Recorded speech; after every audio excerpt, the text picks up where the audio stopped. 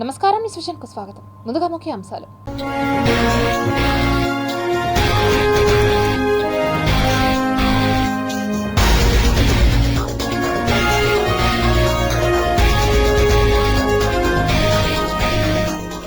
Raisi helicopter ప్రమాదం దర్యాప్తుకు America సహాయ నిరాకరణ.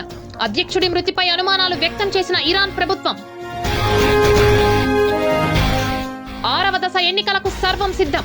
మే 25న పోలింగ్. 8 రాష్ట్రాల్లో 58 ఎంపీ స్థానాలకు 889 మంది పోటీ. బలపడుతున్న అల్పపీడనం తుఫానుగా మారే ఛాన్స్.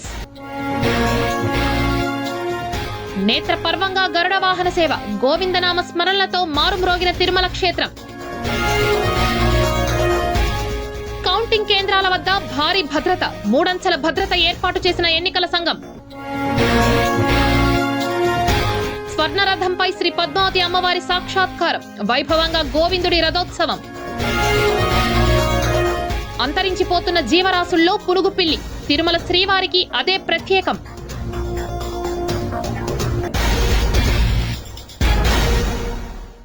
ఇక వార్తల్లోని వివరాలు చూద్దాం. పశ్చిమ మధ్య దాని ఆనుకుని ఉన్న నైరుతి బంగాళాఖాతంలో ఏర్పడిన అల్పపీడనం ఈశాన్య దిశగా కదిలి పశ్చిమ మధ్య బంగాళాఖాతంలో 23 మే 2024 ఉదయం 8:30 గంటలకు తీవ్ర అల్పపీడన ప్రాంతంగా ఏర్పడింది. అల్పపీడనం ఈశాన్య దిశగా కదులుతూ మధ్య బంగాళాఖాతంలో మే 24వ తేదీ కల్లా వాయుగుండంగా బలపడే అవకాశం ఉంది. ఇది ఈశాన్య దిశగా కదులుతూ తూర్పు మధ్య బంగాళాఖాతం మీదుగా మే 25 ఉదయానికి తుఫానుగా మరింత తీవ్రమవుతుంది. తదనంతరం అది దాదాపు ఉత్తరం వైపుకు వెళ్లి మే 26 సాయంత్రం నాటికి బంగ్లాదేశ్, దానిని ఆనుకుని ఉన్న పశ్చిమ బెంగాల్ తీరాలను తీవ్రమైన తుఫానుగా బలపడే అవకాశం ఉంది. ఈ క్రమంలో రాబో 3 రోజులు వాతావరణ సూచనలు ఎలా ఉంటాయో ఇప్పుడు మనం చూద్దాం. రాయలసీమ ప్రాంతంలో గురువారం, శుక్రవారం, శనివారం తేలికపాటి నుంచి ఒక మోస్తరు వర్షాలు లేదా ఉరుములతో కూడిన జల్లులు కొన్ని చోట్ల కురిసే అవకాశం ఉంది. ఉరుములతో కూడిన మెరుపులు 1 లేదా 2 చోట్ల సంభవించే అవకాశం ఉంది. బలమైన ఈదురుగాలులు వీచే అవకాశం ఉంది. శ్రీవారి ఆలయంలో గరుడ సేవ కనుల పండుగగా సాగింది. పౌర్ణమి సందర్భంగా సేవను టీటీడీ నిర్వహించింది. గురువారం రాత్రి 7 గంటలకు గరుడ వాహన సేవ ప్రారంభం కాగా సర్వాలంకార భూషితుడైన శ్రీ మలయప్ప స్వామివారు గరుడినిపై కొలువుతీరి ఆలయ మాడవీధుల్లో విహరించి భక్తులను కటాక్షించారు. పౌరాణిక నేపథ్యంలో 108 వైష్ణవ దివ్య దేశాల్లోనూ గరుడ సేవ అత్యంత ప్రాముఖ్యతను సంతరించుకుంది. గరుడ వాహనం ద్వారా స్వామివారు దాసానుదాస ప్రపత్తికి తాను దాసుడినని తెలియజేస్తారని పండితులు తెలిపారు. అంతేగాక జ్ఞాన వైరాగ్య ప్రాప్తి కోరే మానవులు జ్ఞాన వైరాగ్య రూపాలైన రెక్కలతో విహరించే గరుత్మంతుని దర్శిస్తే సర్వ పాపాలు తొలుగుతాయని భక్తకోటి విశ్వాసమని పేర్కొన్నారు.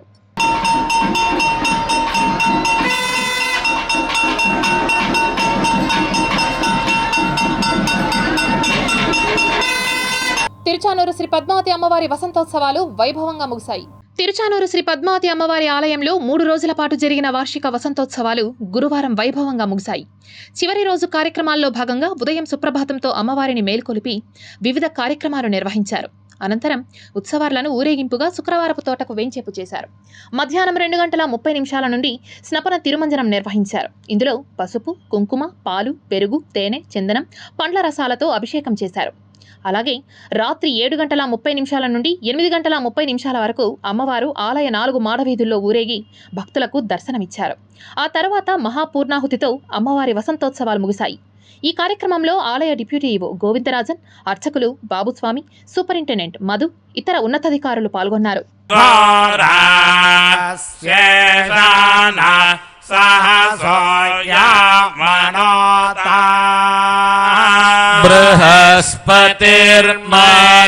बृहस्पतिर्मातरेष्वत वायुस्सन्धुवाना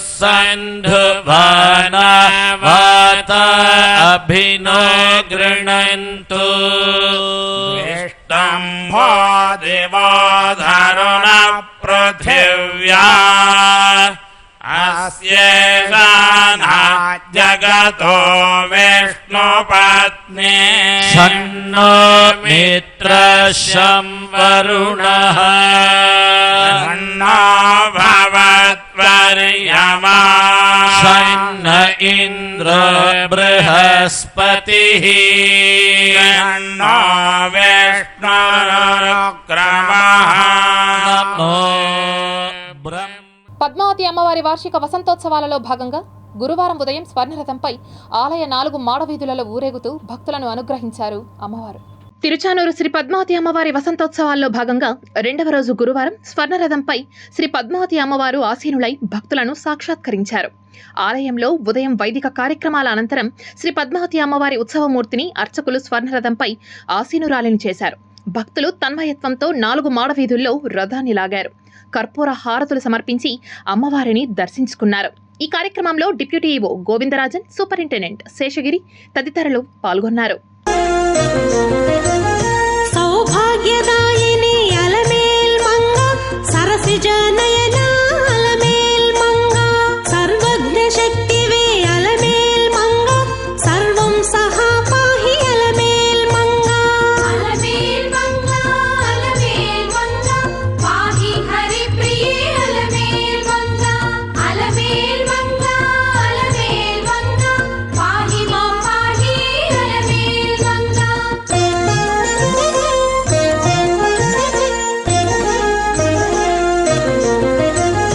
దుఃఖ ప్రశమన అలమేల్ మంగ దుష్ట సంహారిణి అలమేల్ మంగ శక్తి స్వరూప అలమేల్ మంగ. దేవి నమః. శ్రీ పద్మావతి తయారుల వారి వార్షిక వసంతోత్సవంలో రంగరంగ వైభవంగా ప్రారంభమై రెండో రోజు చేరింది.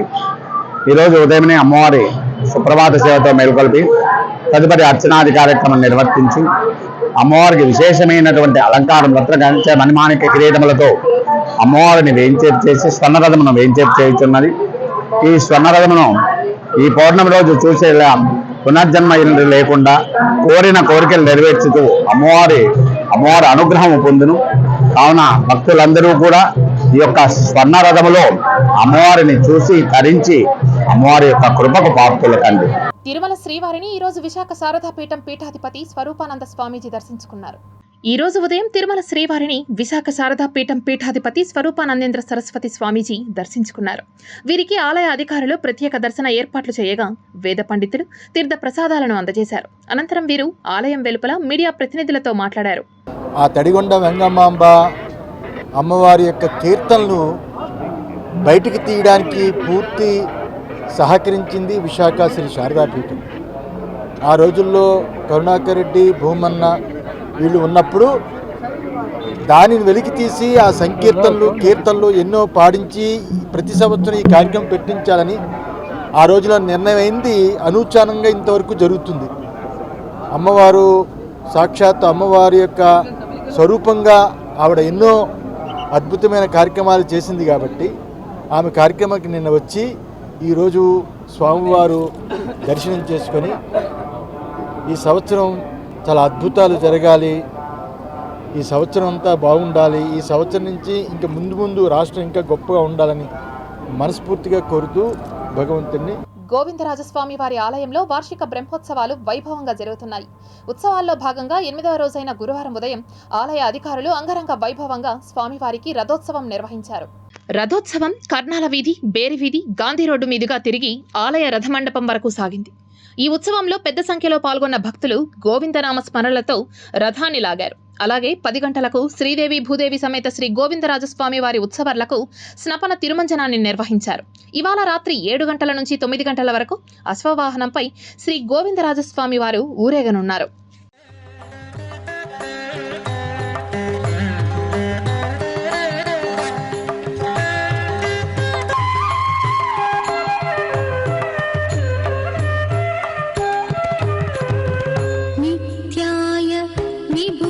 संस्तुत्याय नित्याधिपत्याय मुनिगण प्रत्ययाय नित्याय विबुधामितार्थ प्रदाय पात्रदानोत्सव प्रथित वेङ्कटराय घाते जगामितार्थ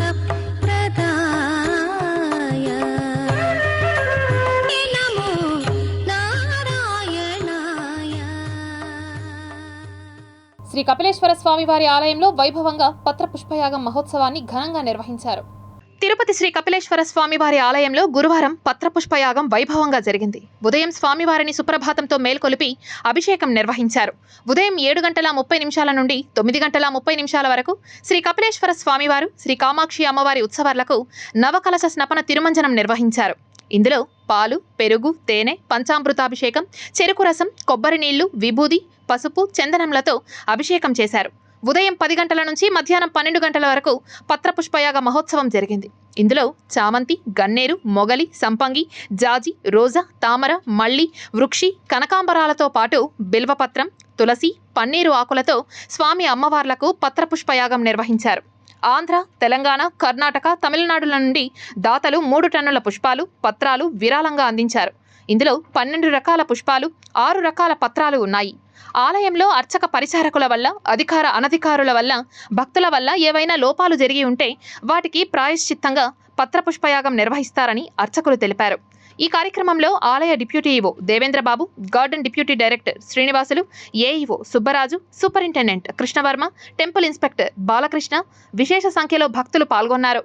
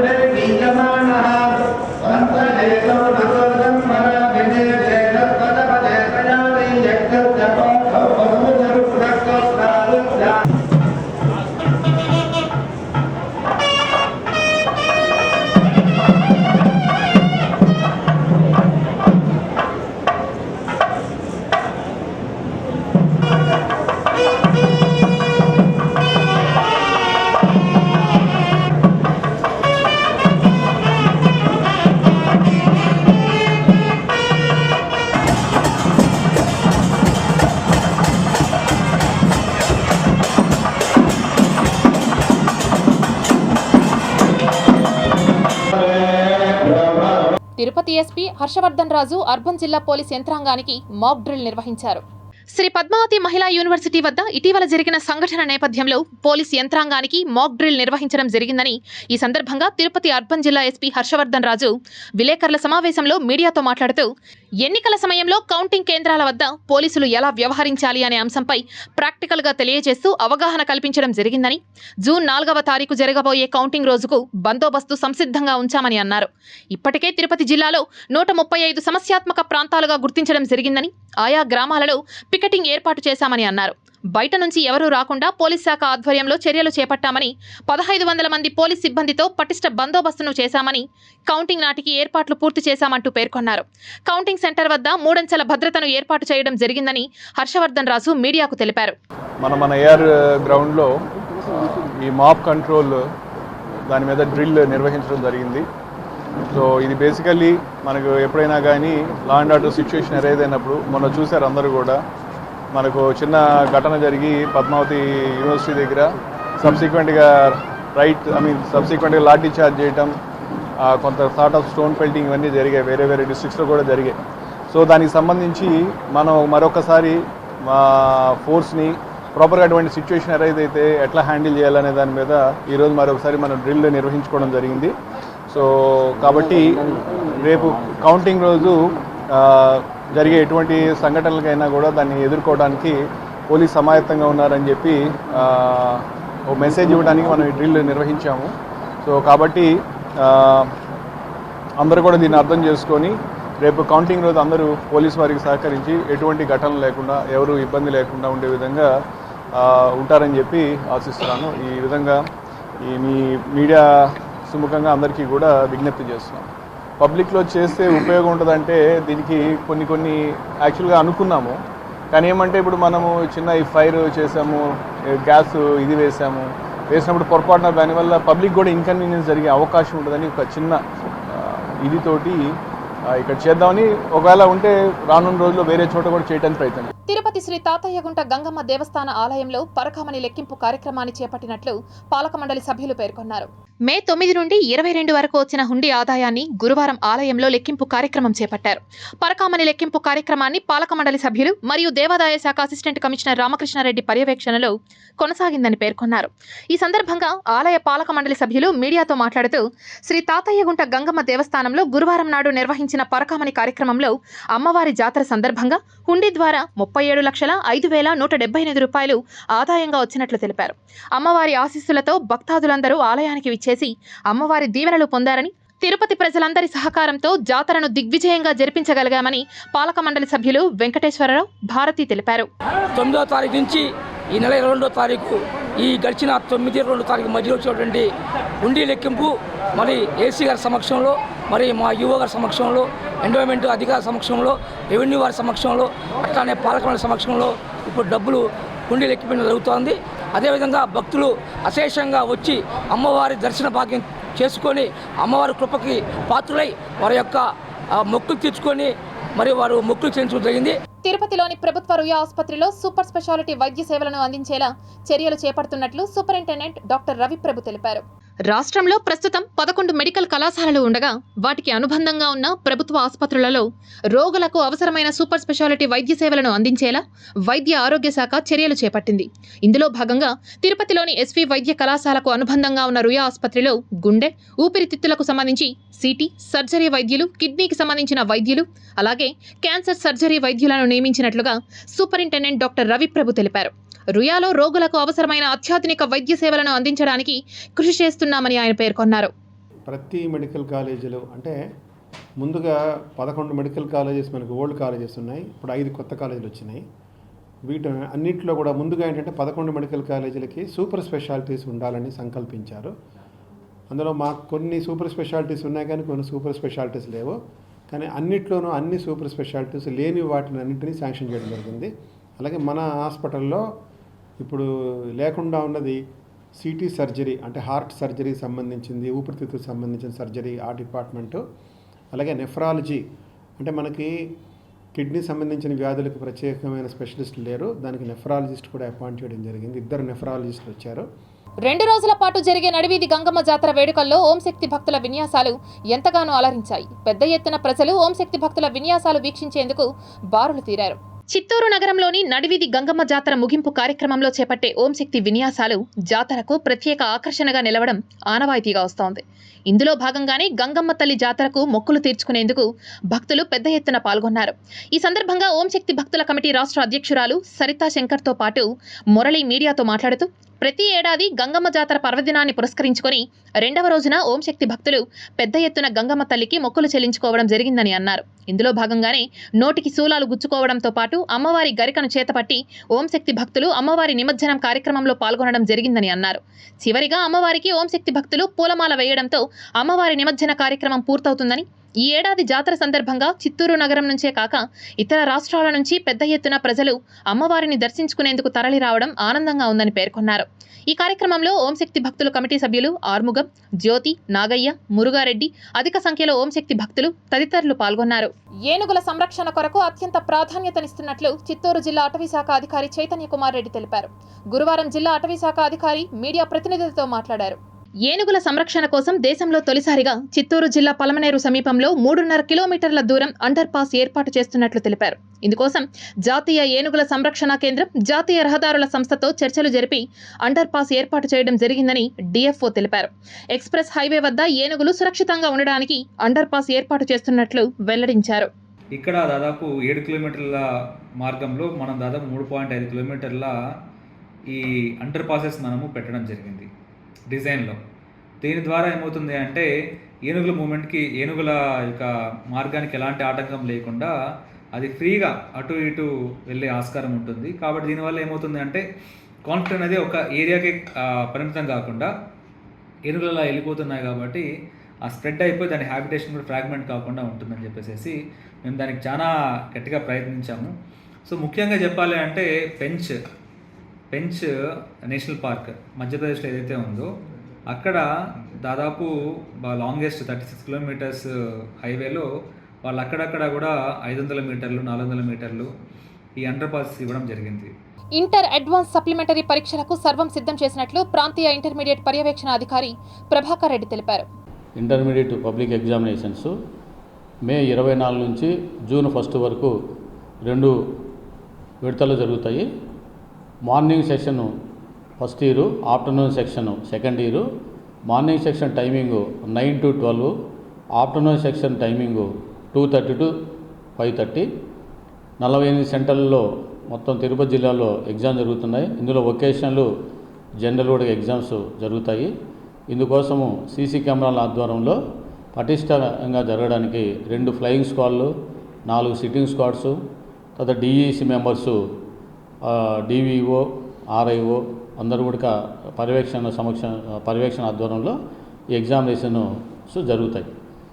తర్వాత ఈసారి పేపర్లు వాల్యుయేషన్ అనేటువంటిది ఫిజికల్ వాల్యుయేషన్ ఉండదు, ఆన్లైన్ వాల్యుయేషన్ మాత్రం జరుగుతుంది. సిస్టంలోనే వాల్యుయేషన్ చేయాల్సి ఉంటుంది. కాబట్టి మనకు డిఆర్డిసి ద్వారా వచ్చే పేపర్లను కూడా ఇక్కడ వాల్యుయేషన్ చేయడం జరుగుతుంది. శ్రీ తాళ్లపాక అన్నమాచార్యుల వారి 616వ జయంతి ఉత్సవాలను టీటీడీ ఆధ్వర్యంలో ఘనంగా నిర్వహించారు. తిరుపతి అన్నమాచార్య కళామందిరంలో ఏర్పాటు చేసిన అన్నమాచార్య 616వ జయంతి వేడుకలు ఘనంగా నిర్వహించారు. ముందుగా తాళ్లపాక అన్నమాచార్యుల వారి విగ్రహానికి పూలమాలలు వేసి ఘన నివాళులు అర్పించారు. ఈ సందర్భంగా అన్నమాచార్యుల పాటలను పాడుతూ భక్తులను కళాకారులు అలరింపజేశారు. 600 సంవత్సరాల క్రితమే శ్రీవారి తత్వాన్ని, భక్తి, ప్రపత్తి, శరణాగతిని సామాన్యులకు అర్థమయ్యేలా అన్నమాచార్యులు చెప్పారని అన్నారు. స్వామివారిపై పూర్తి విశ్వాసంతో నామ సంకీర్తనం చేస్తే ముక్తి కలుగుతుందని, అన్నమయ్య కీర్తన ద్వారా అవగతమవుతుందని కళాకారులు వివరించారు. అంతరించిపోతున్న అరుదైన జీవుల జాబితాలో ఉంది పునుగుపిల్లి. తిరుమల శ్రీవారి అభిషేక సమయంలో వినియోగించే ఈ తైలానికి మంచి డిమాండ్ ఉంది. పునుగుపిల్లిపై ప్రత్యేక కథనాన్ని ఓసారి చూద్దాం. వివేరిడే జంతు కుటుంబానికి చెందిన పునుగు పిల్లుల్లో 38 జాతులు ఉన్నాయి. ఆసియా రకానికి చెందిన పునుగు పిల్లుల్లో ప్రత్యేక విశిష్టత దాగి ఉంది. దీని శరీరం నుంచి జవాది, పునుగు అనే సుగంధ ద్రవ్యం లభిస్తుంది. వీటిని పవిత్రంగా భావించి దైవారాధనకు వినియోగిస్తారు. పునుగు పిల్లులు తెలుగు రాష్ట్రాల్లో ఎక్కువగా తిరుపతి సమీపంలోని శేషాచలం అడవుల్లో కనిపిస్తాయి. ఈ పిల్లి నుంచి తీసే తైలాన్ని తిరుమల శ్రీవారి మూల విరాట్కు అభిషేకిస్తారు. ప్రతి 10 రోజులకు ఓసారి ఈ పునుగు పిల్లి చర్మంపై బుడిపెల్లాంటివి ఏర్పడతాయి. వాటి నుంచి సువాసన వెదజల్లే తైలం వస్తుంది. అలాగే ఒళ్ళు నొప్పులను తగ్గించడంలో ఈ తైలం ఎంతగానో ఉపయోగపడుతుందని నమ్మకం. ఎన్నో ఉపయోగాలున్న ఈ తైలానికి ప్రపంచవ్యాప్తంగా మంచి డిమాండ్ కూడా ఉంది. తిరుమల శ్రీవారికి అభిషేక సేవకు వినియోగించే సుగంధ ద్రవ్యాలను అందించే జీవి ఈ పునుగు పిల్లి. ఇవి కూడా చాలా అరుదుగా కనిపిస్తూ ఉంటాయి. ఈ పునుగు పిల్లులు అంతరించిపోతుండటంతో తిరుమల తిరుపతి దేవస్థానం ప్రత్యేకంగా పునుగు పిల్లులను సంరక్షిస్తోంది. తిరుమలలోని గోశాలలో పునుగు పిల్లులను పెంచుతున్న సంగతి తెలిసిందే. ఈ పునుగు పిల్లి వన్యప్రాణి కాబట్టి గోశాలలో బంధించి పెంచడం తప్పని గతంలో అభ్యంతరాలు కూడా వచ్చాయి. కానీ దైవ కార్యక్రమాలకు వన్యప్రాణుల సేవలను వినియోగించుకోవచ్చని 1972 వన్యప్రాణి సంరక్షణ చట్టంలోని క్లాజ్ ప్రకారం ఉంది. ఈ చట్టం ప్రకారమే టీటీడీ పునుగు పిల్లులను పెంచుతోంది. ఈ పునుగు పిల్లి అంతరించిపోతున్న జీవజాతుల్లో ఒకటి కావడంతో చాలా అరుదైన జీవిగా భావిస్తారు. ఈ పునుగు పిల్లిని ఇంగ్లీష్లో సివెట్, టాడీ క్యాట్ అని కూడా పిలుస్తారు. పునుగు పిల్లి భారత్తో పాటు సింగపూర్, మయన్మార్, భూటాన్, శ్రీలంకలలో మాత్రమే ఉంటుందట. వేల ఏళ్ల క్రితం సాలగ్రామ విగ్రహంగా కొలువైన వెంకటేశ్వర స్వామివారు ఇప్పటికీ అంతటి దివ్య తేజస్సుతో ప్రకాశించడానికి కారణం ఈ పునుగు పిల్లి తైలమే. ప్రతి శుక్రవారం అభిషేకం తర్వాత తల నుంచి పాదాల దాకా పునుగు పిల్లి తైలం పులుముతారు. అనాదిగా కొనసాగుతోంది ఈ ఆచారం. పునుగు పిల్లి తైలం వల్ల స్వామివారి విగ్రహానికి పగుళ్లు రాకపోవడమే కాదు, ప్రకాశము తగ్గకుండా ఉంటోదట. అంతటి విశిష్టమైన పునుగు పిల్లులు శేషాచల అడవుల్లో మాత్రమే ఉన్నాయి. అవి కూడా వేళ్లపై లెక్కించదగ్గ అతి తక్కువ సంఖ్యలో మాత్రమే. అందుకే అంతరించిపోతున్న అరుదైన జీవుల జాబితాలో ఉంది ఈ పునుగు పిల్లి. ప్రస్తుతం శ్రీ వెంకటేశ్వర జూలాజికల్ పార్క్లో పునుగు పిల్లులను సంరక్షిస్తున్నారు. స్వామివారి అభిషేకానికి వాడే పునుగు పిల్లి తైలాన్ని టీటీడీ నిల్వ చేసి ఉంచుతోంది. పునుగు పిల్లి శరీరం గంధపు చెక్కకు రాజుకోవడం వల్ల పునుగు తైలం వస్తుంది. తిరుపతి 11వ డివిజన్ కార్పొరేటర్ దొడ్డారెడ్డి ప్రవళికారెడ్డి జన్మదిన వేడుకలను ఘనంగా నిర్వహించారు. తిరుపతి తాతానగర్లోని వైకాపా కార్యాలయంలో దొడ్డారెడ్డి ప్రవళికారెడ్డి పుట్టినరోజును పురస్కరించుకొని mayor doctor Sirisha, deputy mayor Mudranarayana, standing committee సభ్యులు ఎస్కే బాబు, కార్పొరేటర్లు తదితరులు విచ్చేసి కేక్ను కట్ చేసి శుభాకాంక్షలు తెలియజేశారు. ఈ సందర్భంగా mayor doctor Sirisha, corporator SK Babu మాట్లాడుతూ వార్డును అభివృద్ధి పదంలో తీసుకువెళ్లడమే కాకుండా సామాజిక సేవా కార్యక్రమాల్లో ముందుంటున్న ప్రవళికారెడ్డి ఇటువంటి పుట్టినరోజు వేడుకలు మరెన్నో ఘనంగా జరుపుకోవాలని తెలిపారు. వెంకటేశ్వర స్వామి దయ, అట్లాగే గంగమ్మ తల్లి దీవెనలు ఆ కుటుంబం మీద ఎప్పుడూ ఉండాలి. ఇలాంటి పుట్టినరోజులు మరెన్నో జరుపుకోవాలి. అందరికీ సహాయపడుతూ వార్డులో అనేక సంక్షేమ అభివృద్ధి కార్యక్రమాలు గత 3 సంవత్సరాలుగా కార్పొరేటర్ అయినటువంటి ప్రవళిక గారు ఇక్కడ తాతయ్యగుంట ప్రాంతంలో చేయడం మనమందరం కూడా చూసాం. ఇటువంటి కార్యక్రమాలు ఇంకా మరెన్నో చేయాలని ఆ దేవుని ప్రార్థిస్తూ మరెన్నో పుట్టినరోజులు జరుపుకోవాలి. అదేవిధంగా ఇక్కడ పేదలకు పెద్ద ఎత్తున అన్నదాన కార్యక్రమం నిర్వహిస్తున్నారు. ప్రతి సంవత్సరం ఇదే విధంగా పుట్టినరోజు నాడు పేదలకు అన్నదానం, రక్తదానం తదితర సామాజిక కార్యక్రమాలను నిర్వహించడం, మా కార్పొరేటర్ నిర్వహించడం మాకెంతో గర్వకారణం. 6వ దశ పోలింగ్ కు సర్వం సిద్ధం చేశారు ఎన్నికల అధికారులు. లోక్సభ 6వ దశ ఎన్నికలకు కౌంట్ డౌన్ ప్రారంభమైంది. మే 25న జరగనున్న ఓటింగ్ కు సంబంధించి ఎన్నికల సందడి ఈ రోజు అంటే గురువారం సాయంత్రం 5 గంటలకు ఆగిపోతుంది. దీని తర్వాత పోలింగ్ పార్టీలు శుక్రవారం బూతులకు బయలుదేరుతాయి. ఎన్నికల సంఘం, పోలీస్ శాఖ ఓటింగ్ కు సంబంధించిన ఏర్పాట్లను ముమ్మరం చేసింది. మే 25న 6వ దశలో 8 రాష్ట్రాలు, కేంద్రపాలిత ప్రాంతంలోని 58 లోక్సభ స్థానాలకు పోలింగ్ జరగనుంది. ఈ దశలో మొత్తం 889 మంది అభ్యర్థులు బరిలో ఉన్నారు. హర్యానాలో అత్యధికంగా 223 మంది అభ్యర్థులు, జమ్మూ కాశ్మీర్లో అదృష్టాన్ని పరీక్షించుకునేందుకు కనిష్టంగా 20 మంది అభ్యర్థులు ఎన్నికల పోరులో ఉన్నారు. ఇరాన్ అధ్యక్షుడు ఇబ్రహీం రైజీ హెలికాప్టర్ ప్రమాదంపై దర్యాప్తుకు సహకరించేందుకు అమెరికా నిరాకరించింది. ఇరాన్ ప్రభుత్వం హెలికాప్టర్ ప్రమాదంపై దర్యాప్తు చేయడానికి అమెరికా సహాయాన్ని అభ్యర్థించింది. ఇరాన్ ప్రభుత్వం నుండి సహాయం కోసం చేసిన అభ్యర్థన గురించి యుఎస్ స్టేట్ డిపార్ట్మెంట్ ప్రతినిధి మాథ్యూ మిల్లర్లు విలేకరుల సమావేశంలో అడిగినప్పుడు విదేశీ ప్రభుత్వాలు కోరినప్పుడు అమెరికా అటువంటి పరిస్థితుల్లో సహాయం చేస్తుందని, అయితే ఈ విషయంలో తాను ఏ విధంగానూ సహాయం చేయలేనని స్పష్టం చేశారు. ఇరాన్ అధ్యక్షుడు ఇబ్రహీం రైజీ, విదేశాంగ మంత్రి, ఇతర అధికారులు ప్రయాణిస్తున్న హెలికాప్టర్ ఆదివారం దేశంలోని వాయువ్య ప్రాంతంలోని పర్వత ప్రాంతంలో కూలిపోయింది. అజర్బైజాన్లో డ్యాంను ప్రారంభించి రైజీ తిరిగి వస్తుండగా ఈ ప్రమాదం జరిగింది. రాష్ట్రపతి కాన్వాయ్లో 3 హెలికాప్టర్లు ఉన్నాయి. అయితే 2 సురక్షితంగా ల్యాండ్ అయ్యాయని, అయితే రైజీ హెలికాప్టర్ దట్టమైన అడవిలో కూలిపోయిందని, దీని తర్వాత చాలా గంటల పాటు కొనసాగిన రెస్క్యూ ఆపరేషన్ తర్వాత బృందం సంఘటనా స్థలానికి చేరుకోగలిగింది. ప్రతికూల వాతావరణం, పొగమంచు ఈ ప్రమాదానికి కారణమని చెబుతున్నారు. రైజీ మరణం తర్వాత వైస్ ప్రెసిడెంట్ మహ్మద్ మోర్కర్ దేశ తాత్కాలిక అధ్యక్షుడిగా నియమితులయ్యారు. ప్రమాదంపై రకరకాల ప్రశ్నలు తలెత్తుతున్నాయి. 85 ఏళ్ల ఇరాన్ అత్యున్నత నాయకుడు అయాతుల్లా అలీ ఖమేనీ తర్వాత పోటీలో ఉన్న ప్రముఖ అభ్యర్థులలో రైజీ ఒకరిగా పరిగణించబడ్డారు. Tirupati gold jewellery and silver merchants association సమాచారం మేరకు తిరుపతి లోకల్ బులియన్ మార్కెట్లో బంగారం, వెండి ధరలు ఇలా ఉంటాయి. 24 క్యారెట్ల అపరంజి బంగారం 10 గ్రాముల ధర 75,000 రూపాయలు. 22 క్యారెట్ల బంగారం 1 గ్రాము ధర 6,717 రూపాయలు. వెండి 1 కేజీ ధర 92,400 రూపాయలు. రీటైల్ వెండి 1 గ్రాము ధర 94 రూపాయల 40 పైసలుగా ఉంటుంది. వార్తలు ముగించే ముందు ముఖ్యాంశాలు మరోసారి చూద్దాం.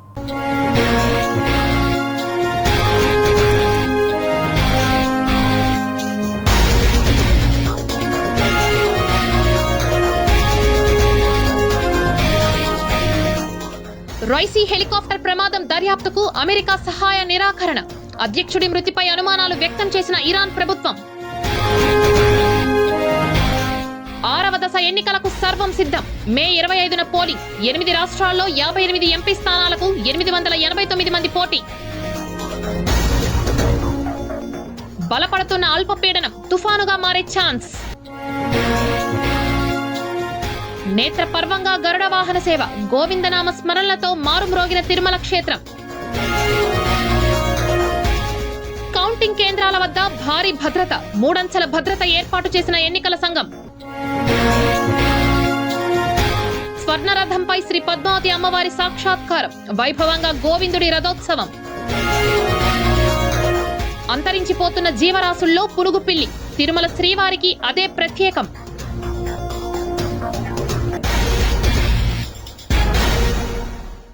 ఈ వార్తలు ఇంతటితో సమాప్తం. సమగ్ర సమాచారంతో సృజనలో మళ్ళీ కలుద్దాం. అంతవరకు సెలవు. నమస్కారం.